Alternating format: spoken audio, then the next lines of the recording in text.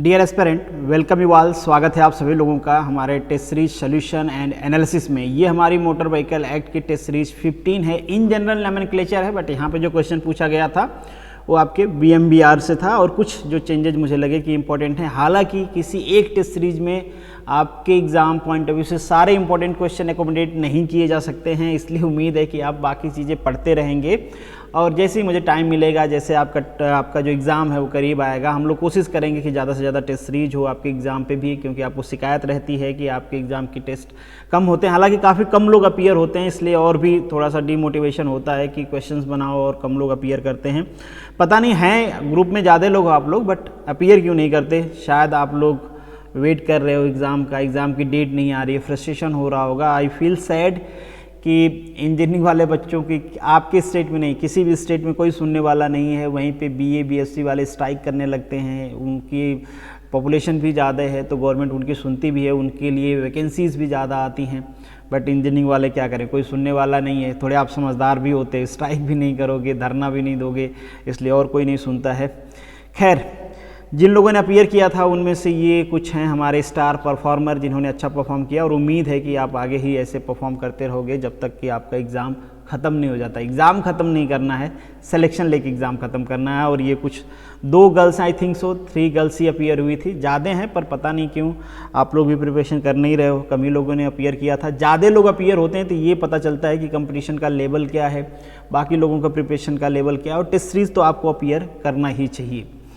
जैसे कि आप देख पा रहे हो 132 मेंबर्स ने ही टेस्ट सीरीज को अटेम्प्ट किया है टोटल। अब ये है, देख लेना आप कितने लोग कॉमन हैं। RI की भी प्रिपरेशन कर रहे हैं, कुछ लोग केवल और केवल RTO कर रहे हैं। इसमें कुछ लोग ऐसे भी हैं जो दूसरे स्टेट के हैं, उन्होंने भी अपीयर किया है। इसमें 132 में केवल और केवल BMBR के लोग नहीं हैं, कुछ 18 to 20 लोग बाहर से भी हैं।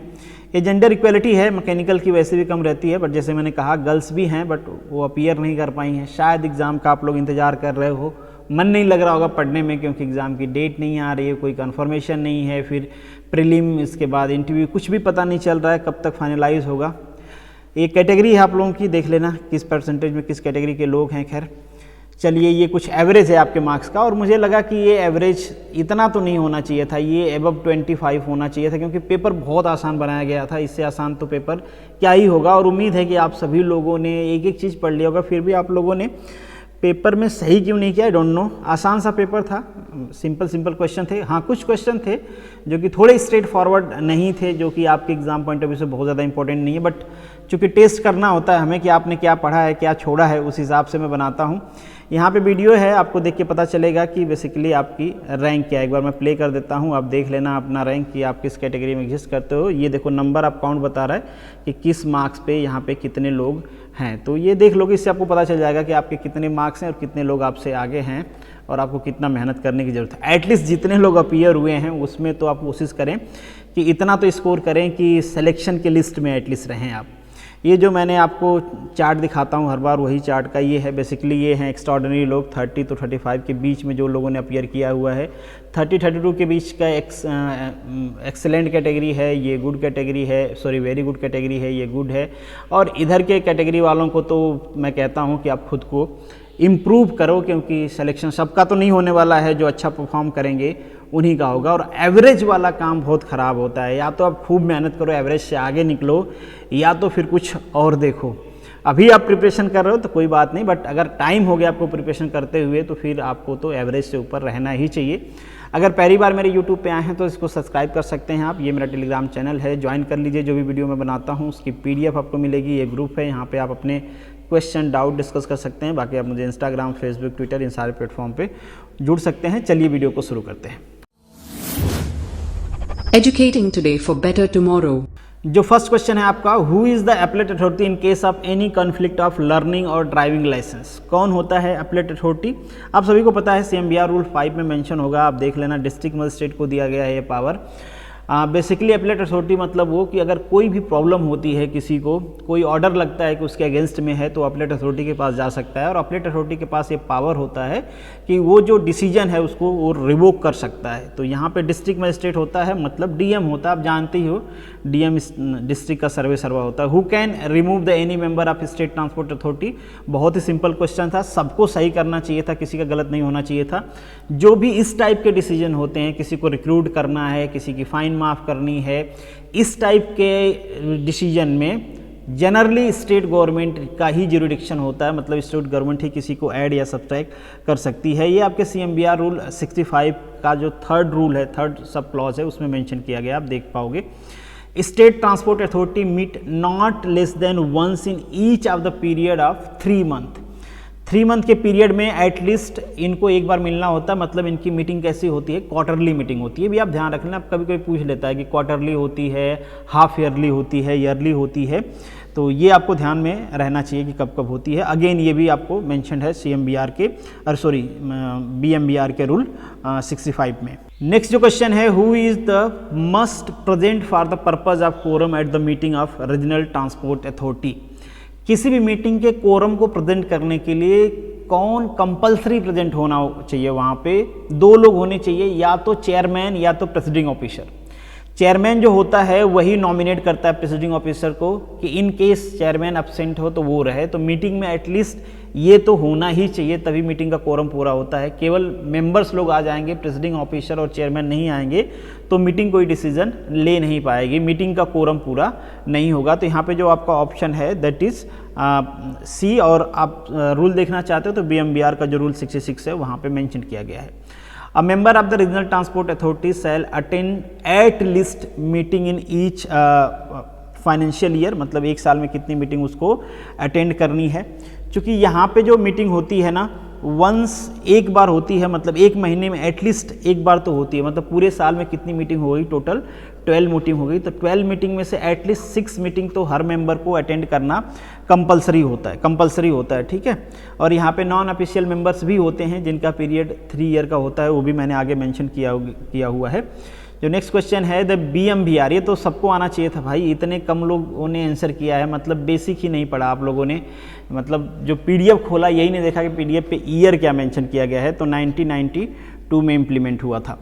नेक्स्ट जो आपका क्वेश्चन है, who is the transport minister, ये मैंने ऐसे ही पूछ लिया था कि आप अपने ट्रांसपोर्ट डिपार्टमेंट के बारे में कुछ जानते हो कि नहीं जानते। जरूर आपको जानना चाहिए, मे भी आपसे क्वेश्चन पूछ लेता है, और प्रीवियसली कई बार इस टाइप के क्वेश्चंस पूछे गए हुए हैं। तो आप देख लेना, थोड़ा सा डिपार्टमेंट का जो स्ट्रक्चर्स है वो भी देख लेना, आप डिपार्टमेंट के बारे में पढ़ लेना एक बार वेबसाइट ओपन करके। रोड टैक्स ऑन 2 व्हीलर, ये आपका 2018 में पास हुआ है। न्यू रोड टैक्स का जो आपका लॉ है वो पास किया गया है, एक बार रीड कर लेना आप थॉरोली। यहाँ पे मैंने मेंशन किया है, ये क्वेश्चन मैंने इसीलिए डाला है ताकि आपका माइंड उठ साइड जाए कि आपको वो भी रीड करना है। तो अगर 1 लाख से कम की व्हीकल है तो 8% है, 1 लाख से ज़्यादा की है और 8 लाख से कम की है तो 9% है, और 8 लाख से ज़्यादा है, 15 लाख से कम है तो 10% है, और 15 लाख से ज़्यादा है तो 12% है। ये कुछ रेशियो है, रीड कर लेना। ये तो मोटरसाइकिल का हो गया, इसके अलावा कार का भी है, वहाँ पे 4 व्हीलर का, मतलब जो भी है प्राइवेट ट्रांसपोर्ट सबका है, तो आप एक बार उसको रीड कर लेना। Chairman of the district road safety authority, chairman of district road safety authority, district road safety authority किसके ऑर्डर से बनाया गया था? सुप्रीम कोर्ट के ऑर्डर से बनाया गया था ना, और इसका चेयरमैन कौन होता है? डिस्ट्रिक्ट मजिस्ट्रेट होता है। हालांकि ये आपके BMBR से रिलेटेड क्वेश्चन नहीं है, बट इस टाइप के क्वेश्चंस भी आपके एग्जाम में पूछे जाते हैं, क्योंकि ये एकोमोडेट करते हैं करेंट इशूज़ को, जो कि आपके मोटर व्हीकल एक्ट CMBR से रिलेटेड जो ऑर्डर्स हैं उनको, जो कोर्ट के ऑर्डर हैं, इसलिए ये इंपॉर्टेंट होते हैं। तो पर्टिकुलरली मैंने डाला है। Bihar government allotted fund of emergency relief on the road accident, कितना अलॉट किया इन्होंने? 50 करोड़ रुपीज़ एलोकेट किया है। ये भी क्वेश्चन मैंने एज सच करेंट अफेयर या फिर जनरल नॉलेज जो कि आपके मोटर व्हीकल एक्ट या फिर BMBR या CMBR से रिलेटेड है, उस सेंस में पूछा। बेसिकली यहाँ पे BMBR के सेंस में पूछा है। हालांकि यहाँ पे आपको मिलता है जो आपके थर्ड पार्टी इंश्योरेंस है उसके हिसाब से कंपनसेशन मिलता है, बट उस कंपनसेशन में टाइम लगता है, इसलिए गवर्नमेंट ने ये फंड एलोकेट कर दिया है कि जैसे एक्सीडेंट होगा इमीडिएट बेसिस पे ये इस फंड से पैसा आपको दे दिया जाएगा। बाकी जो अथॉरिटी है वो जो इंश्योरेंस है थर्ड पार्टी इंश्योरेंस है उससे ये पैसा वसूल कर लेंगे। अगर किसी आदमी का एक्सीडेंट के टाइम पे थर्ड पार्टी इंश्योरेंस नहीं है तो ये पैसा उस आदमी से वसूल किया जाएगा। उस आदमी से अभी के लिए जिसका एक्सीडेंट हुआ है विक्टिम को यहाँ से पैसा दिया जाएगा इस फंड से, और अथॉरिटी क्या करेगी जिसने एक्सीडेंट किया है उससे पैसा वसूल करेगी, मतलब चाहे उससे करे चाहे इंश्योरेंस कंपनी से करे, जो भी एप्लीकेबल होगा। चैप्टर 2 ऑफ द BMVR, ये तो सबको आना ही चाहिए, काफ़ी लोगों ने सही आंसर किया है। Licensing of the driver of motor vehicle, who is responsible to the lost your luggage. Definitely कौन होता है ट्रांसपोर्ट व्हीकल में? ड्राइवर होता है। इसी की रिस्पॉन्सिबिलिटी होती है कि जो भी लगेज है उसको प्रॉपर जगह पे रखा जाए, खोए नहीं, किसी का नुकसान ना हो, तो ये उसकी रिस्पॉन्सिबिलिटी होती है। Vehicle carrying capacities more than the 6 hire at separate fare paid by the individual passenger, उसे हम क्या कहते हैं?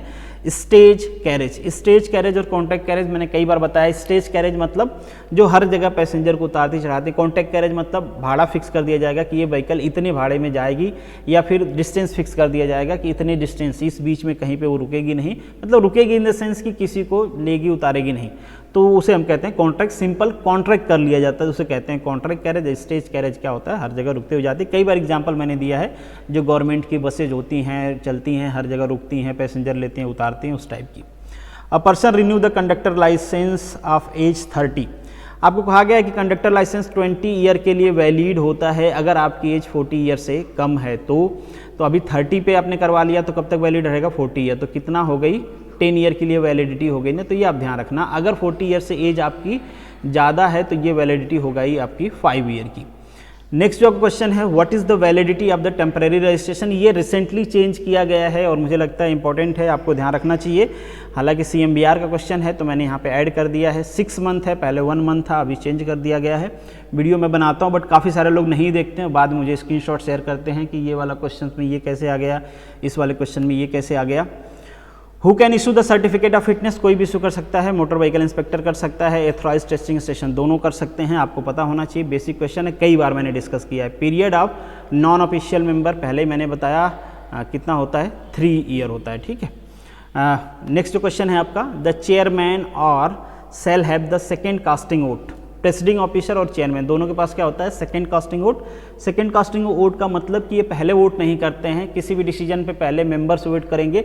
अगर इक्वल हो जाता है, डिसीजन नहीं हो पाता है कि यार किस पक्ष में जाएं, दोनों साइड इक्वल वोट है, तो उस केस में चेयरमैन या प्रेसिडिंग ऑफिसर अपना वोट दे देते हैं और जिसके पक्ष में वोट देते हैं वो डिसीजन मान्य हो जाता है। Permit is necessary for the vehicle carrying more than 9 passenger. ये कहाँ पे दिया गया है?